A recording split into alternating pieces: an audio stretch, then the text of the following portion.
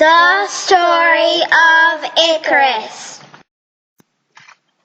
A long time ago, there was a man named Daedalus. He lived on the island of Crete with his son Icarus. Daedalus was a very clever craftsman who invented all sorts of things.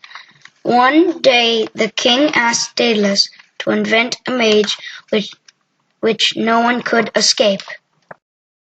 Daedalus worked hard to build the king a winding, twisting maze, but when he had finished, the king's favour turned, and he threw Daedalus and his son Icarus into the tower at the top of the maze. "Let's get one of those boats," shouted Icarus, pointing towards the sea. "No," replied Daedalus, "that's too dangerous. The king's men guard every ship that leaves the island." Icarus looked at the walls surrounding them on top of the tower. "We'll never get out of here," he sighed. But Daedalus was looking up at the sky, watching the seagulls fly through the air. Swoop, swoop, swoop, they went all around the tower, then off into the distance. "I've got it!" Daedalus leapt up, pointing his finger towards the birds. "We will fly out of here."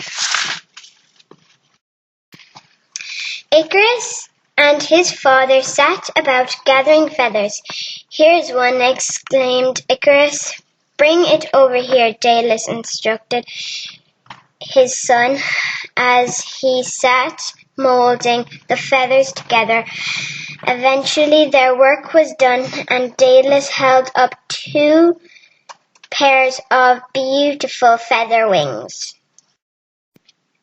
Daedalus fitted the wings to his own shoulders, then gave a pair to Icarus.